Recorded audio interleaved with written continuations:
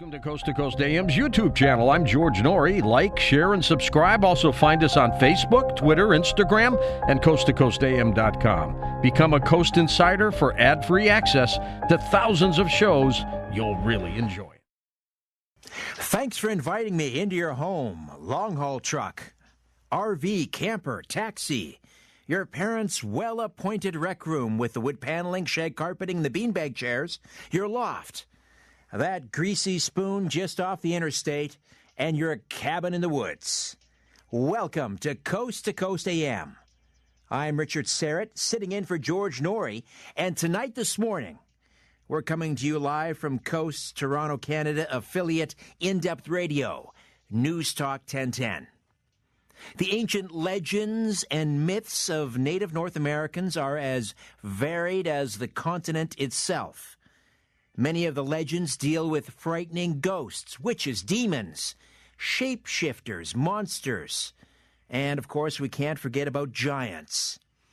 I grew up hearing about some of the so-called mythical water creatures that inhabit Lake Erie, Lake Ontario, Lake Huron, and many of the deep, dark lakes of Ontario. And time permitting, we'll discuss some of those.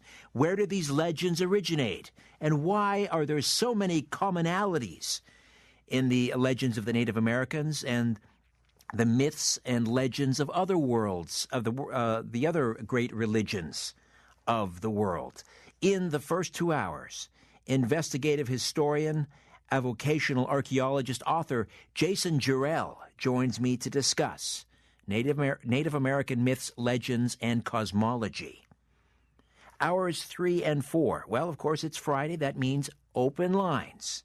You scramble into the co-pilot's chair and help steer the mothership towards the second star to the right and clear on till morning. But first, what is quickly becoming another Friday tradition on Coast, it's time for the weekly Coast News Stories Update. Tim Binnall is the news editor of the Coast to Coast AM website. You may know him as the host and creator of the pioneering paranormal podcast Binnall of America. He was a freelancer filling in for Lex and Sean on the website for many years, and now he covers the paranormal beat for us here at Coast, writing most of the original articles you see on the Coast to Coast AM website. Every Friday, he composes the In Coast You Missed It column and has a new feature to the start of our Friday night radio show. Tim is our guest with a roundup of some of the most fascinating stories from the last week. Hey, Tim, how are you, my friend? Hey, Richard, good to talk to you again. It's been too long. It has. It has been too long. And, we're both baseball nuts, you and I, so we have that in common.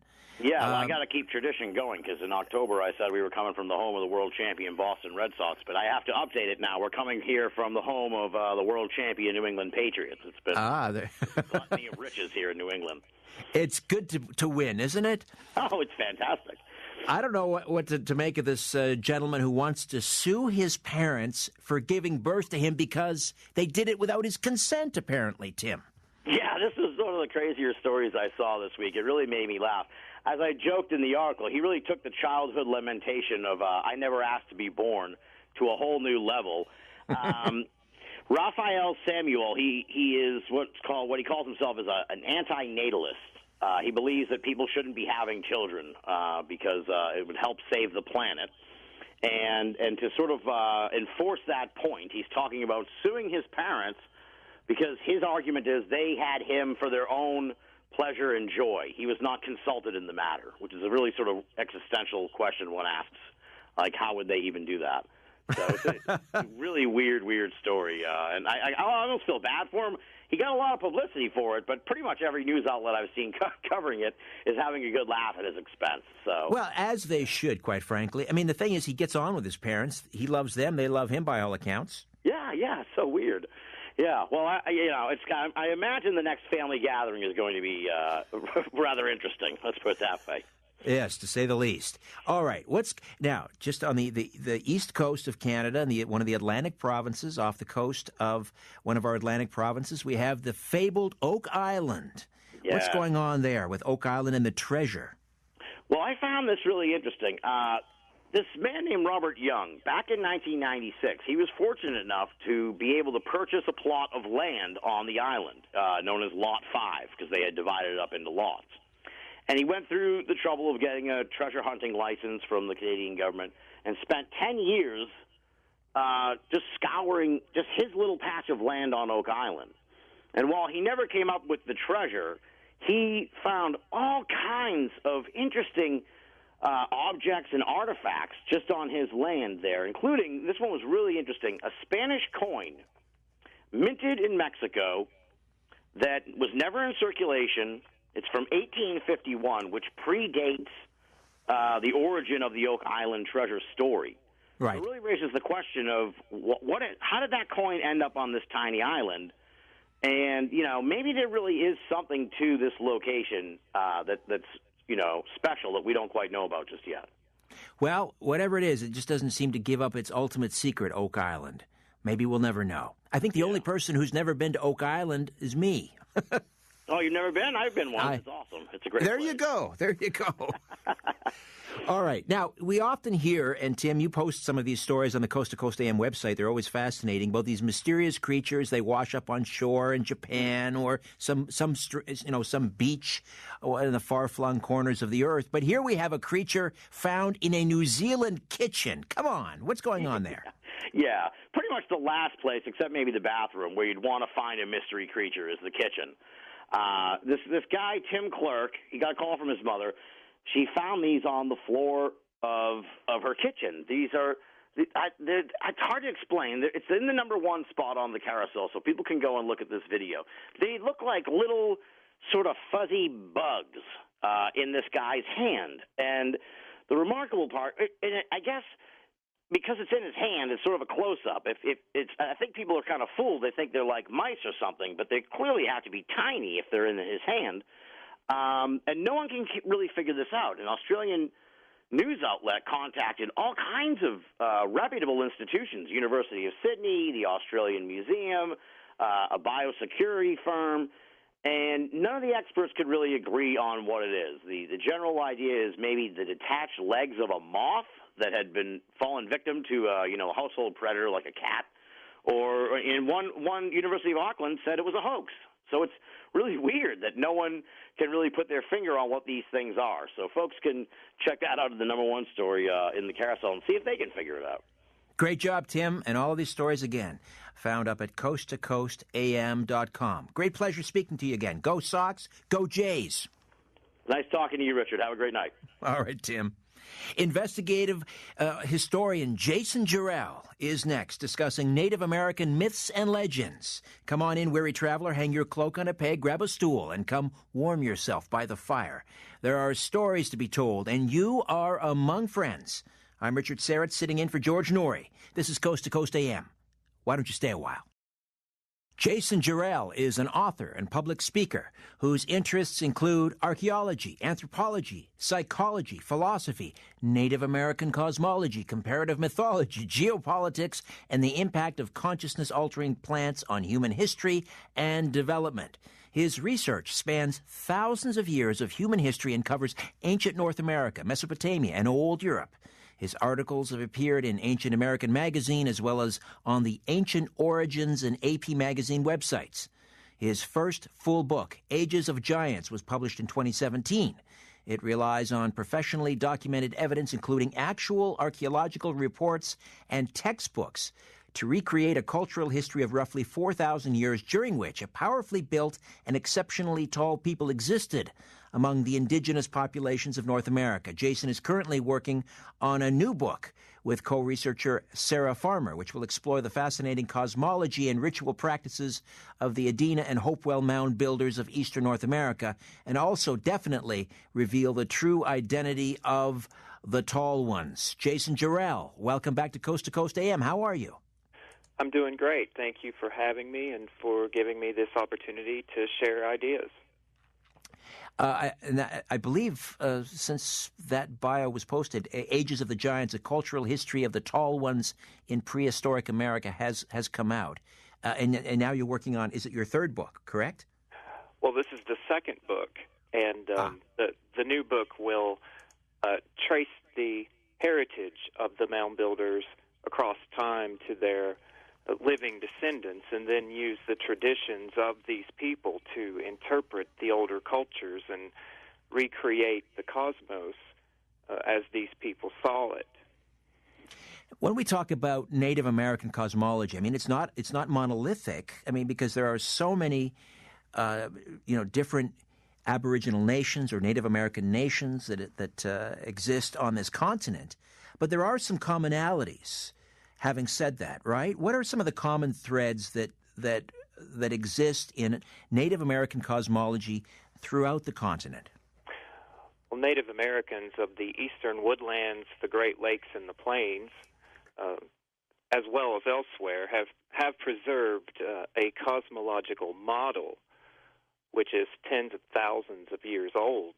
This is the same cosmology that we see reflected in the symbolism and earthworks of the ancient mound-building cultures. It must go back to the original founding population of North America to be so widespread. The ancient and historic Native Americans viewed the cosmos as consisting of three interconnected worlds: the above or sky world, the earth disk, and an underworld. These realms are not considered separate, but rather as three connected layers of a single cosmos. The sky world and the underworld are not to be considered alternate dimensions or spiritual realms, but rather as parts of the same cosmos as the natural realm, which is directly perceptible by our senses. In other words, they're considered concrete realities. And each of the three worlds is inhabited by sentient beings of great power, who are both spiritual and physical, as mankind is both spiritual and physical. The Algonquian-speaking peoples of the Great Lakes region refer to these beings as the Manitou, and ethnographers have come to understand that this term refers to intelligences who are other than human, who interact with mankind. And of course, it would be a mistake to define these beings as mere myths or symbols. As the great Ojibwa ethnographer Alfred Hallowell once put it, these spiritual entities of the cosmos represent a continuum with the ordinary world of sense perception. So, the three worlds and the beings who inhabit them are, to the Native Americans, ancient and in historic times, a very important present reality. The Earth disk is the world of living humans, plants, and animals, which might be best described as the realm immediately detectable by the senses. The Earth disk is considered a flat island floating upon and completely surrounded by a primordial sea. Above the Earth disk, the sky world is the domain of the Creator, usually known as Gitche Manitou or the Great Spirit, the stars, and the thunderbirds. The Great Spirit is the supreme power of the universe, omnipotent and omnipresent, the creator and ruler of all things. The thunderbirds are usually described as gigantic bird-like beings who bring storms, rain, and lightning. And the oral traditions of many tribes also mention their ability to turn into human-like winged men wielding great bows which fire lightning arrows. Prayers and sacrifices were made to the thunderbirds, usually in exchange for good weather and success in hunting, but especially warfare. Now, Jason, you mentioned that the Earth realm is, they called it a disk.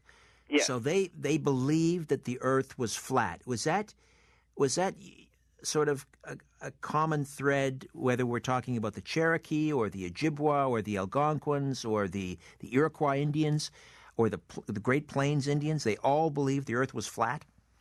That's correct. That's correct.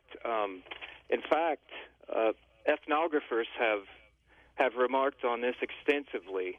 The ethnographer Alfred Irving Hallowell once made the following comment about this. He said, "The belief that the earth is flat is supported by daily observation and experience. No Indian, in fact, can be convinced that the earth is round." So even after European contact, the native people, at least in this part of the country, widely rejected the concept that the earth was round. The flat earth disk is seen as sitting directly above the underworld, which is a watery abyss. It is inhabited by a race of serpent-like beings and other waterborne creatures. In the mythologies, there are gateways between the underworld and the earth disk. They're located beneath certain rivers, streams, natural springs, and lakes. And it is through these underwater channels that the denizens of the underworld move in and out of the domain of mankind. There is a ruler of the watery underworld in Native American traditions known as the Great Horned Serpent, who is alternately sometimes portrayed as a hybrid being with serpentine, feline, and other animal characteristics, referred to as the underwater panther. There are numerous permutations, of course, favoring these two basic forms, but archaeologists now understand that all forms are expressions or aspects of the same being, and the Ojibwa refer to him as Mishabishu. Well, the idea of a horned serpent or a serpent, of course, that is something that's prevalent in the Judeo-Christian world as well. It might be interesting to sort of explore some of the parallels between the Judeo-Christian tradition and the Native American tradition. To what extent is the underworld in Native American cosmology parallel to, let's say, our concept of hell? And to what extent is the sky world in Native American cosmology parallel to our concept of heaven? Well, the specific type of underworld that we see in the Native American cosmology in terms of a watery abyss or a watery underworld in which these beings exist, it isn't really a place of punishment like we see in the biblical concept of the lake of fire. But there's a different type of underworld that is inherent in the oldest Hebrew cosmologies, which can be compared with the concepts where we see in the Native American mythology. The above world, the Hebrew cosmology also divided the cosmos into three basic worlds. The above world in Hebrew cosmology is called Shamanim. The earth world is Erez, and the watery underworld is Tehom, a primordial sea. The primordial sea in Scripture is inhabited with serpent-like monsters who seek to destroy mankind. In fact, before creating the world as we know it, God first defeated and confined the sea dragons in Scripture. This is very similar to some of the Algonquian lore in North America, which tells of a great hero named Nanabozo who defeated the underworld monsters and banished them to the underworld before the creation of mankind. One name for the biblical great serpent is Rahab. In Job chapters 9 and 26, it is explained that God waged war against Rahab and his servants from the deep. In Isaiah chapter 51, Yahweh is said to have defeated Rahab and commanded power over the seas of the great deep. But probably the most popular name, well-known name for the underworld serpent in Hebrew cosmology is Leviathan, which in Hebrew is Lewian. Leviathan is another adversary of God, described as a dragon or great serpent dwelling in the depths of the sea. And in Psalm 74, God is glorified for crushing the heads of the sea dragons and Leviathan. Leviathan is actually identical to another seven-headed sea beast found in the cuneiform tablets from Ras Shamra in Syria, known as Lotan, a great twisting or coiled serpent. So biblical scholars have long acknowledged that these ancient sea beasts and serpents in the Old Testament are actually what is intended by the symbolism in the book of Revelation. Where all right, listen, let me jump in, Jason, and when we come back, let's delve into some of the Great Lake monsters and whether there is a correlation between those and the underworld of Native American cosmology. Hey, welcome back. Sitting in for George Noory, coming to you live from Coast Toronto, Canada affiliate In-Depth Radio, News Talk 1010. Say hello on Twitter at Richard Syrett. We'll get back to my conversation with investigative historian, avocational archaeologist Jason Jarrell in just a moment. I just wanted to keep you abreast of George Noory's live events. Very, very busy man, to say the least. And he will be returning to the historic Everett Theater in Everett, Washington, Saturday, March the 23rd from 5 to 8 p.m. And he'll be bringing with him some amazing guests, including the director of the National UFO Reporting Center, Peter Davenport, esoteric researcher John Enoch, afterlife expert and near-death experiencer Daniel Brinkley, and an expert on mysticism, prophecy, and the occult, rogue scholar John Hogue. Of course, there'll be a live band, audience participation, and a meet and greet to follow. And it's an event you do not want to miss. Again, that's Saturday, March 23rd, the historic Everett Theater in Everett, Washington. You can get your tickets online now. Just go to coasttocoastam.com, go to the events section, or you can call 425-258-6766. That's 425-258-6766. But we're not done yet. In May, Saturday, May the 11th to be exact, George is kicking it live in Columbus, Ohio at the Lincoln Theater. Again, that's Saturday, May 11th at 5 p.m. And you can join this grand experience with special guests, Ghost Whisperer Mary Ann Winkowski, certified hypnotist and paranormal mystery researcher Rosemary Ellen Guiley, the father of ufology, Stanton Friedman. There'll be a special Mother's Day tribute, live band, audience participation, a meet and greet to immediately follow the show. Again, an event you don't want to miss. That is Saturday, May the 11th at 5 p.m. at the Lincoln Theater in Columbus, Ohio.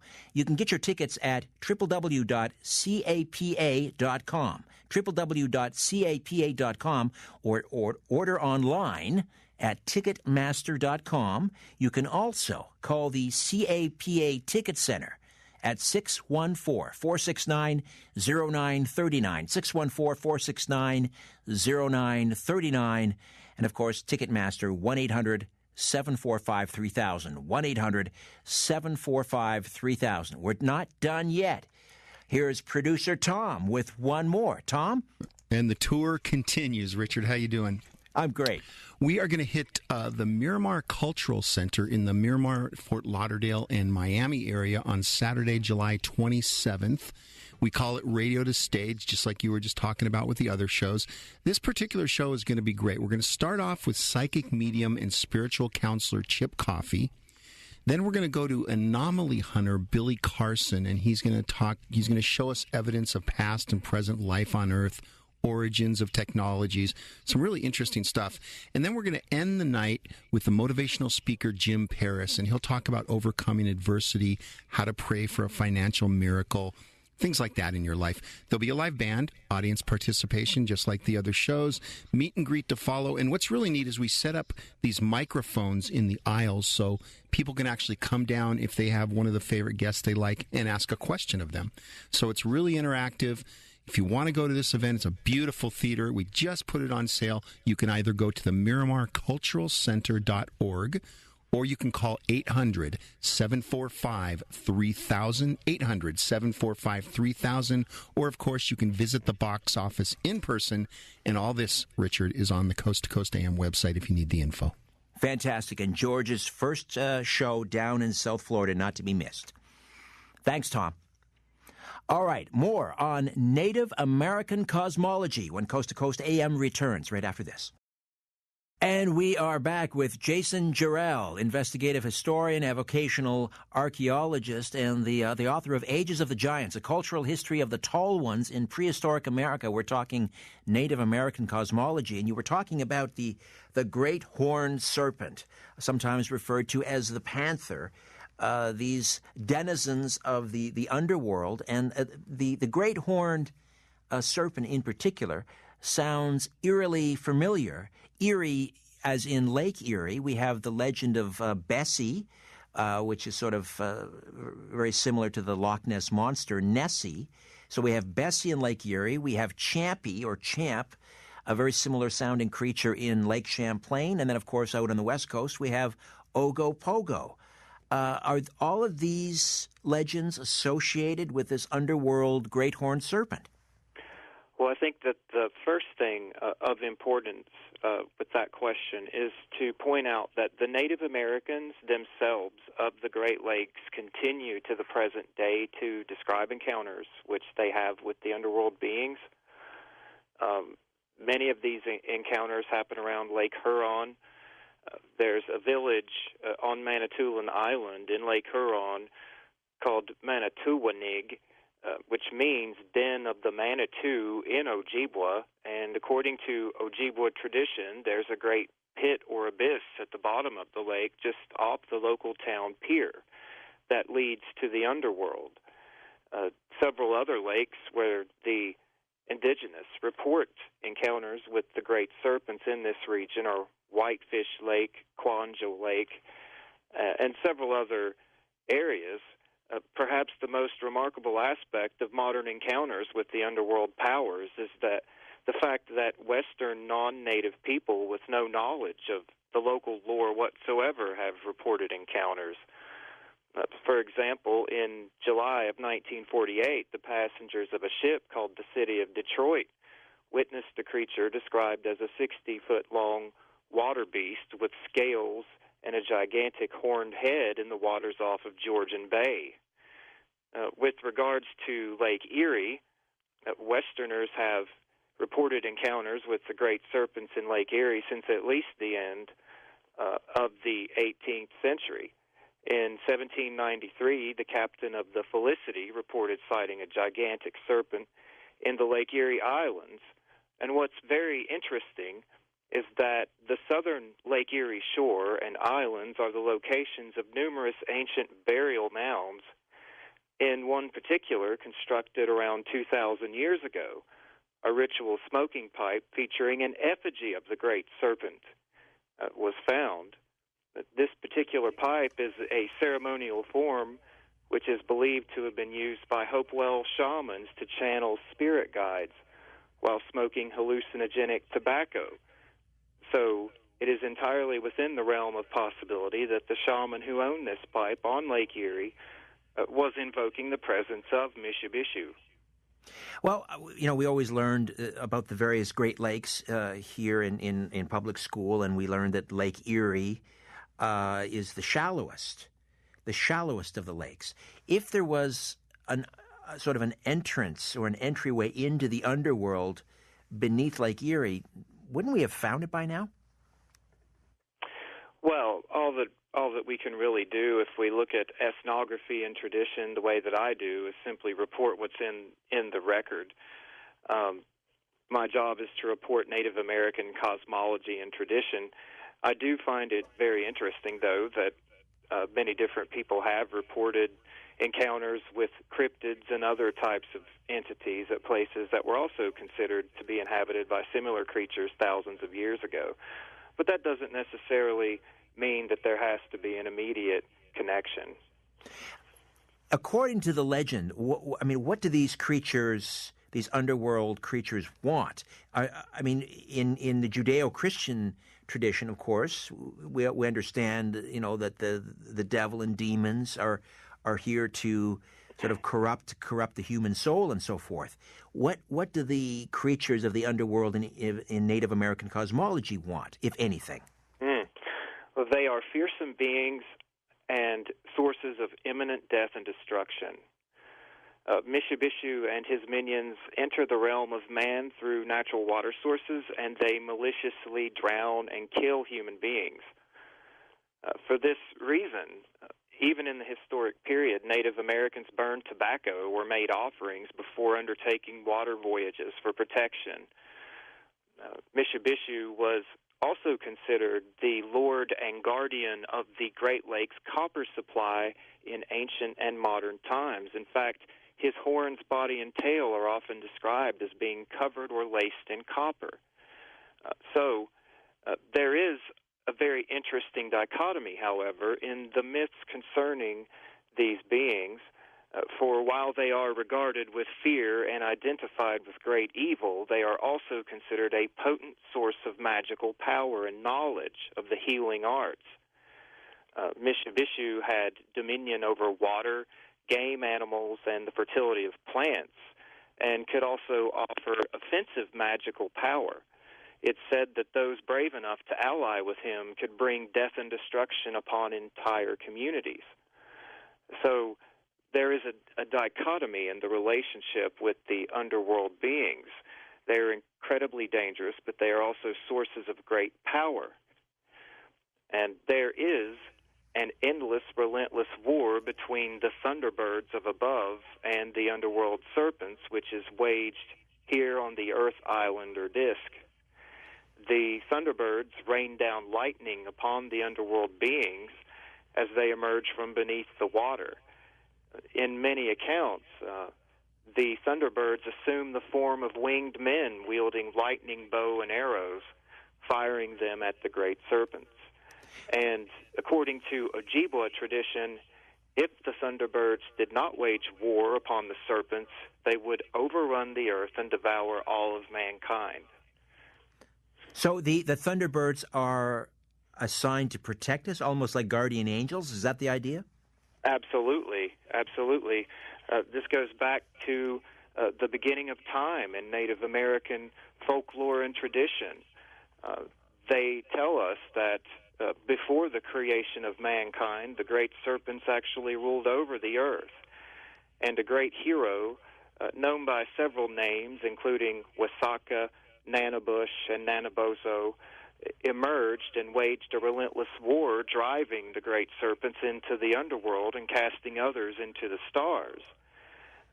Then, following these events, it was he that assigned the Thunderbirds to watch over mankind in the event that the great serpents would reemerge. What's fascinating with the Thunderbirds, because, as you say, that is a tradition within Native American cosmology that is very widespread, whether we're talking about the Great Plains Indians or we're talking about the Algonquins or the Ojibwa. It's so prevalent, but when did it start? Do we know? Every shamanic society across the ancient world in the distant past possessed this cosmology of a tiered inhabited cosmos. And for untold millennia, it actually informed and shaped every manifestation of world religion, including Mesopotamian, ancient Greek, Roman, Japanese. It is also in the original cosmology of Judeo-Christian tradition, which could be why throughout the Old Testament, God himself, when he goes to war, is described as wielding the power of lightning and thunder, riding upon the wings of the winds. If you look around the world at mythology, you'll find it echoed everywhere. In the Hindu cosmology, the Garuda, depicted as a great bird or bird-like man, travels the earth battling the Naga, who are underworld serpents from beneath the earth disk. The Nagas are described as divine or semi-divine serpent deities who dwell in the Patala, the subterranean watery underworld beneath the earth. So we can see the parallels of this cosmology as it gradually manifested in religion around the world. It must go back to the earliest belief system of mankind. I had Andrew Collins on the program, I guess it was last month. He wrote a book called The Cygnus Key about the Denisovan legacy. and the constellation Cygnus, which was very important to them, and this ancient civilization, which predates even the Sumerians and so forth, came out of, I guess, Siberia or Russia. And the Cygnus constellation the symbol is the swan. And I'm wondering if there is any connection between the swan and the thunderbirds of North America, or some of the other myths that sort of depict birds and so forth. Well, I can actually tell you that there's a particular archaeological site in northeastern Ohio where all those themes intersect. There's a 2,000-year-old burial mound that was excavated in the 1900s, which was found to cover a megalithic temple containing a large stone bird effigy with a wingspan of 32 feet and measuring 16 feet from head to tail. There were burials in both the north and south wings. This stone bird effigy has been interpreted by archaeologists as both a thunderbird who carried the souls of the dead to the Milky Way and the constellation Cygnus. At the feet of the two burials in the wing of the bird, the archaeologists discovered fragments of human skulls which had been smashed on a pedestal near the effigy. And there's an interesting correlation here with the dark rift and the star Deneb, which is the brightest star of Cygnus. The Native American traditions place a judge or opponent of the soul, as the soul attempts to pass through on the death journey at this location. And in the traditions, those souls who failed to pass the test had their heads smashed open and the brains removed. So at this one ancient Hopewell mound, we have connections to Cygnus, the Milky Way, and Native American lore and traditions. We're heading into a break here shortly, but let me just get sort of a short answer now, and we can expound upon that after the break. And that is, if the swan, or the symbol of the Cygnus constellation, is found here, and that is connected to the Denisovan civilization, is it possible that the Denisovans are sort of ground zero for a lot of the cosmology in North America and all over the world? Well, I think that the cosmology that managed to find itself around the world in all of our ancestors, as far back as we've traced it thus far, is into the Paleolithic period. So if we're going to find an ultimate answer in where its origin may be found, we would need to look at the symbolism of the earliest represented through art religions known to mankind. We would go back and look at Cro-Magnon, Neanderthals, and other peoples. But is it possible that the Denisovans made it? And these were, by all accounts, these were giants, right? And we'll talk about giants more after the break. But is it possible these Denisovans or their ancestors crossed that great land bridge and came to North America? Well, there's been Denisovan DNA found in Native Americans. We know that there's some type of connection. Whether or not they are the ultimate culprits for the culture and the cosmology, I think that the book's still open on that one. All right, we'll pursue that when we come back. Thank you for listening to Coast AM on our official YouTube channel. I'm your host, George Norrie, and don't forget to visit the Coast Insider membership area on coasttocoastam.com, where you can access our past, upcoming, and classic shows.